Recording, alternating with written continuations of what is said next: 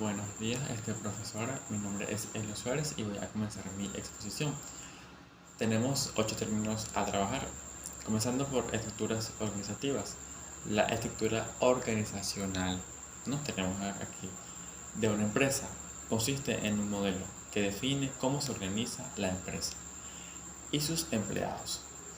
También establece el entramado de niveles jerárquicos y es, en definitiva, el esqueleto sobre el que se sostiene una empresa.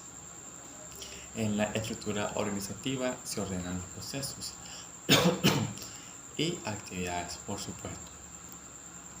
Se especifica quién toma las decisiones en función de qué procesos. La estructura organizativa de una empresa puede variar en función del contexto social y económico de la propia evolución de la empresa y de su crecimiento, obviamente. También tenemos que, para elaborar una estructura organizativa que sea adecuada para tu empresa, por ejemplo, o proyecto, deberás tener en cuenta varios elementos clave que se relacionarán, ojo por ahí, que se relacionarán entre sí en tu forma de organización de la empresa. Así, estos elementos claves son cadena de mando, por ejemplo, nivel de centralización, margen de control, un grado de especialización y una formalidad estructural y la formación de departamentos. Proseguimos con el siguiente término, que son los organigramas. ¿Qué es un organigrama? El organigrama es un diagrama o representación gráfica que muestra la estructura interna de una empresa. Por ejemplo, esta herramienta ayuda a entender cómo está integrada una compañía, por ejemplo, ya que detalla áreas, detalla funciones, niveles jerárquicos, revelaciones de autoridad y nombres de los responsables de cada uno de los departamentos, por ejemplo. Ok, aquí también pensamos un poco, ¿no? Y también es común ver que el organigrama destaque los diferentes puestos y responsabilidades que conectan a los empleados entre sí. Para eso tenemos esta estructura jerárquica. Y también tenemos que pensar que hay distintos tipos de organigramas, pero por lo regular se desarrollan de arriba a abajo, por supuesto, donde se coloca en la parte superior a los líderes de la organización, pero pueden ser tan específicos como se requiera. Procedemos con el ordenamiento jurídico y legal, que principalmente es un sistema que integra todas las normas de un país para hacerlo coherente y autónomo. Por ejemplo, la creación de normas que violen los derechos humanos, esto es un ejemplo acá saltado, hace imposible la existencia de un ordenamiento jurídico.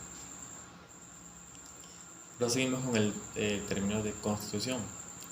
La mayoría de las constituciones contemporáneas describen los principios básicos del Estado, las estructuras y los procesos gubernamentales, claro, y los derechos fundamentales de los ciudadanos dentro de una ley superior que no puede modificarse, claro,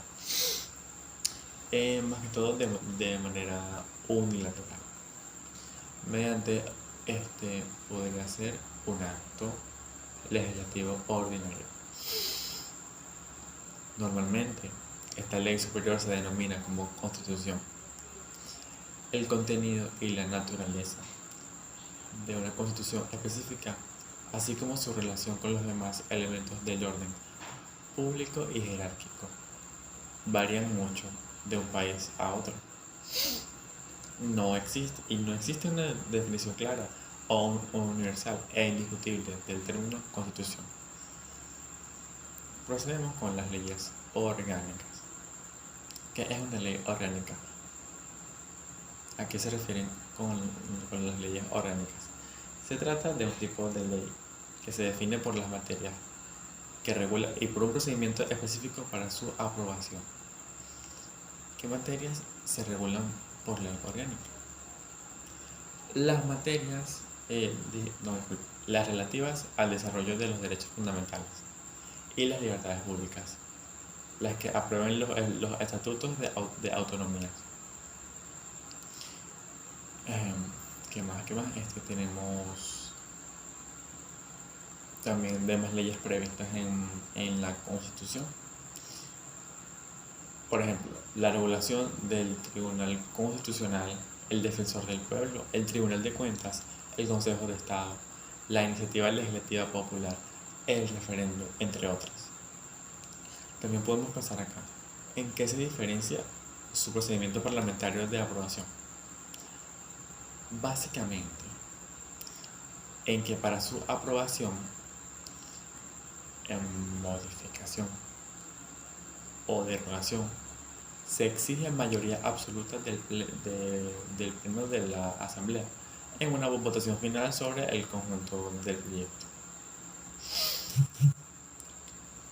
Por ello, no se puede aplicar la competencia legislativa plena de la Comisión.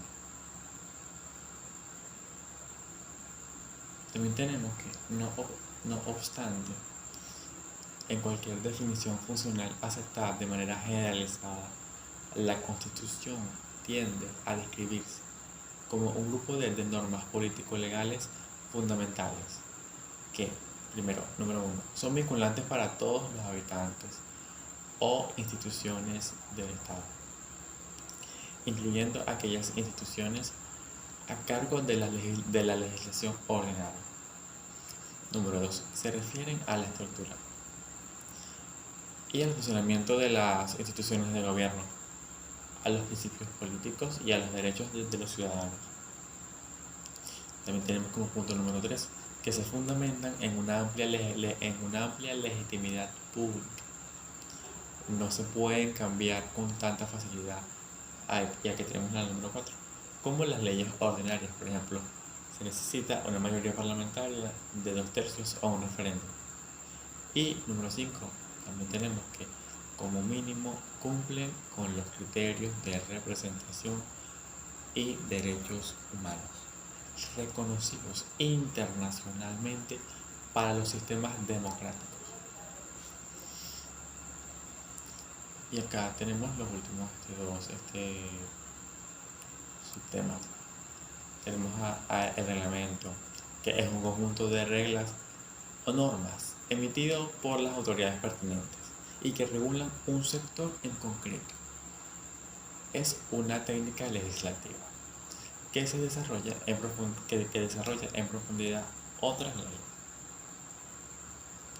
Los reglamentos son normas que desarrollan otras normativas de un rango jerárquico superior. Normalmente, las leyes necesitan un desarrollo de sus disposiciones y de este desarrollo se encarga el reglamento. El reglamento en general, ya un poco por acá general, es una norma más dentro de todos los tipos de normas que existen en el campo jurídico. Pero este tipo de normas goza de un menor rango que las leyes que emanan de las cámaras parlamentarias, por ejemplo, y por supuesto de la Constitución. Ok, ya hemos repasado 7 términos, pero falta el término resolución. Es muy importante. A ver, resolución. ¿Qué se nos viene a la cabeza por resolución? En una definición un poco técnica que tengo por acá en mi mente, aparte de que tenemos resoluciones administrativas y judiciales, pero por ejemplo quiero decir que las resoluciones son decisiones no normativas por parte de una autoridad, ya sea política, administrativa o judicial, que solventa un conflicto o da pautas a seguir en una materia determinada. Esta conclusión o solución a un conflicto o controversia se utiliza en diversos ámbitos oficiales. Así puede tratarse, por ejemplo, de una resolución administrativa dada, por ejemplo, por un director de un centro educativo. Puede ser una resolución política, que a su vez es administrativa, dada por un ministro, por ejemplo, para pautar una acción en su ministerio. También puede tratarse de una resolución emanada por la autoridad judicial, como una sentencia, por ejemplo, que pone fin al conflicto de dos o varias partes. que han llevado su problema en el juicio. Muchas gracias y buenos días, profesor. Gracias.